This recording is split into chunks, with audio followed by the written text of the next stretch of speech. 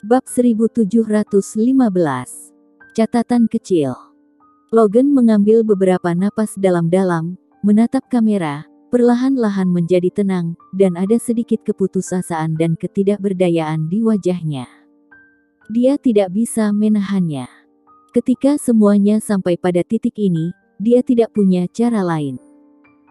Tidak ada yang ingin menjadi alat, ataupun boneka orang lain, tapi terkadang, setelah membuat keputusan, dia harus menanggung konsekuensi yang sesuai. Tapi dia tidak menyangka bahwa perbudakan ini akan berlangsung seumur hidup. Dia tahu bahwa Hansen sedang menatapnya sekarang. Seluruh ruang penelitian, seluruh perusahaan Tesco, dan bahkan kehidupan sehari-harinya selalu dalam pengawasan. Bukannya dia tidak pernah berpikir untuk menyingkirkan kehidupan seperti ini, tetapi dia lebih tahu bahwa ini tidak mungkin. Nyawa istrinya dipegang oleh Hansen. Jika dia pergi, nyawa istrinya akan hilang. Memikirkan hal ini, Logan menghela nafas dan hanya bisa memilih untuk menerima nasibnya. Dia bangun, berganti pakaian. Dia sudah terbiasa diawasi, melakukan apa saja. Dia lalu meninggalkan kantor, siap meninggalkan perusahaan dan pulang. Orang-orang menatap sepanjang jalan, dan Logan sudah mengetahui hal ini. Dia biasa berjalan ke toko kue dan akan membeli kue kecil yang disukai istrinya, dan membawanya kembali kepadanya. "Halo, minta Black Forest dan bungkus," kata Logan sopan. Petugas itu mengangguk, segera mengambil paket itu untuknya, dan memasukkannya ke dalam kotak hadiah dengan serius. "Tuan Logan, totalnya $5. Logan terkejut dan mengangkat kepalanya tanpa sadar. Dia sering membeli kue tapi tidak pernah mengungkapkan namanya. Bagaimana petugas itu bisa tahu? Dia memandang petugas itu, tetapi petugas itu hanya tersenyum dan menyerahkan kue itu kepada Logan. Pada saat kontak, dia diam-diam mengklik jari Logan dan dia segera tahu apa artinya. Dia dengan tenang berkata, "Terima kasih." Melihat Logan pergi dengan kue, Gray Z menekan topi baseball di kepalanya dan sedikit menyipitkan matanya. Tanpa diduga, dokter ini masih disandera. Tesco sangat kuat.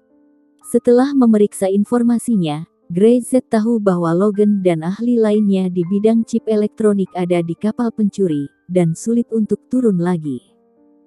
Perusahaan Tesco ini adalah perusahaan komersial di permukaan, dan ada beberapa identitas secara diam-diam. Dia khawatir hanya sedikit orang yang benar-benar mengetahuinya. Tetapi datang ke lingkaran bawah tanah, Gray Z telah meminta Amel dari kasino untuk membantu menyelidikinya. "Kakak, tidak bisakah kita membawa orang itu?" Di sebelahnya, kakak Zen merendahkan suaranya. "Tidak usah repot-repot, gampang dan cepat bawa saja dia kembali secara langsung." Gray Z memelototi saudara Zen, bagaimana orang ini bisa lebih parah dari Ryan. Selalu ingin menculik langsung. Dia masih punya istri. Jika keselamatan istrinya tidak terjamin, dia tidak akan pergi, bahkan meski dia mati di sini," kata Gray Z dengan suara marah. "Legenda ibu kota provinsi tidak mengajarimu kunci untuk mengendalikan masalah." Brother Zen berkedip dan mengangguk. "Sepertinya begitu, saya lupa." Gray Z menggelengkan kepalanya, terlalu malas untuk peduli. Dia berjalan ke dapur belakang, melepas topinya, menanggalkan pakaiannya, dan segera pergi bersama Brother Zen. Pada waktu bersamaan, ketika Logan kembali ke rumah, istrinya sedang duduk di sofa dan menonton TV. Ini adalah satu-satunya kesenangannya. Mendengar suara datang, sang istri berdiri. "Kamu sudah kembali. Aku membelikanmu kue." Logan tersenyum. "Pergi dan cuci tanganmu." Istri itu seperti anak kecil, dan sepertinya inilah yang paling dia harapkan sepanjang hari. Dia berbalik untuk mencuci tangannya dengan tergesa-gesa, dan Logan dengan cepat membuka kotak kue, dan ada catatan di dalamnya. Dia tiba-tiba merasakan jantungnya berdetak sangat kencang.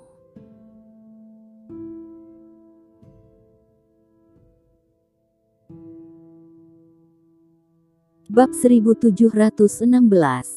Membawamu pulang. Suami, bisakah aku memakannya? Oke. Logan dengan cepat menyimpan catatan itu, mengeluarkan kue dengan hati-hati, dan makan bersama istrinya.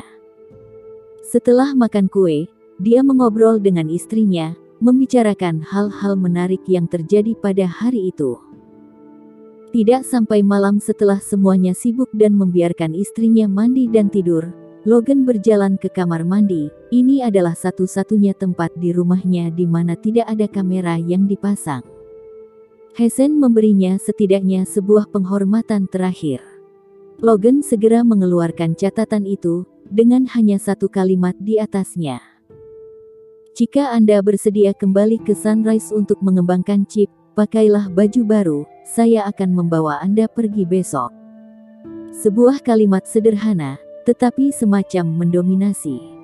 Selama dia mau, orang ini bisa membawa dirinya pergi. Pulang ke rumah. Logan ketakutan. Napasnya menjadi tergesa-gesa dalam sekejap.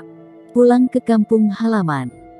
Suatu ketika dia kecewa sehingga pergi ke luar negeri, tetapi setelah bertahun-tahun, dia telah bermimpi hampir setiap hari untuk dapat kembali ke tanah airnya, tetapi sampai sekarang, dia tidak bisa kembali.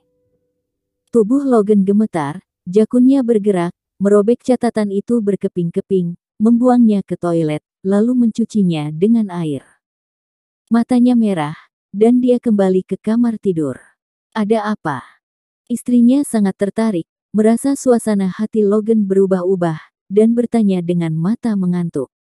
Tidak apa-apa.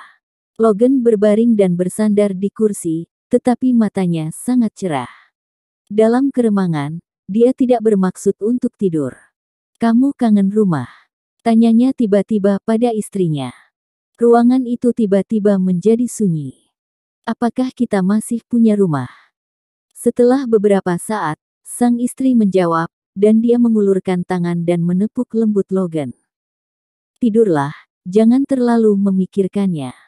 Dia sudah lama tidak punya rumah. Jika memang tidak bisa kembali, maka tidak usah kembali. Dia tinggal di rumah ini setiap hari, selain itu dia hanya bisa belajar tentang dunia luar melalui internet dan TV. Ini adalah syarat baginya untuk bertahan hidup. Di rumahnya di Sunrise, keluarganya mungkin mengira dia sudah mati. Dalam kegelapan, Logan mendengar sedikit isak tangis. Tanpa menoleh, dia tahu bahwa istrinya sedang menangis. Ini bukanlah kali pertama. Tidur, ayo tidur. Logan menghela nafas dan berbisik pelan. Aku akan mengantarmu pulang. Tidak ada yang bisa dikatakan lagi sepanjang malam. Logan bangun pagi-pagi sekali dan membuat sarapan untuk istrinya sendiri. Setelah mengucapkan selamat tinggal, dia mengenakan setelan baju terbarunya, membuka pintu dan berjalan keluar. Suasana hatinya sedikit gugup, dan dia merasa sedikit tidak wajar ketika berjalan. Tapi dia masih mengambil langkah dan berjalan menuju perusahaan Tesco, seperti biasa, kecuali mengenakan setelan baru, tidak ada yang berubah. Tidak lama setelah Logan pergi, seseorang mengetuk pintu rumahnya. Ding dong. Bel pintu berbunyi. Nyonya Logan sedang sarapan, dia sedikit terkejut. Dia sudah tinggal di sini selama lebih dari 10 tahun, dan tidak ada yang pernah mengetuk pintu, bahkan para tetangga. Bukan hanya dia, tetapi juga orang-orang yang telah memantau kehidupan suami istri mereka, juga tidak menyangka akan ada orang yang datang dan mengetuk pintu. Di ruang pemantauan, suara walkie-talkie terdengar. Ada situasi, ada situasi. Kirim beberapa orang untuk melihat, dan tidak ada yang diizinkan mendekati rumah. Cepat, pergi dan lihat. Pada saat yang sama, Grey Z mengulurkan tangannya dan membunyikan bel pintu. Permisi, apakah Nyonya Logan ada? Dia berbicara bahasa daerah Sunrise, dan Nyonya Logan di ruangan itu merasa lebih bersemangat. Dia tidak tahu berapa lama dia tidak mendengar orang lain selain Logan berbicara bahasa ibunya. Dia melihat melalui lubang mata kucing di pintu. Melihat ada seorang pria muda yang sopan di luar pintu, dia buru-buru berkata, Siapa kamu? Logan bilang dia ingin pulang, dan aku di sini untuk mengantarmu pulang.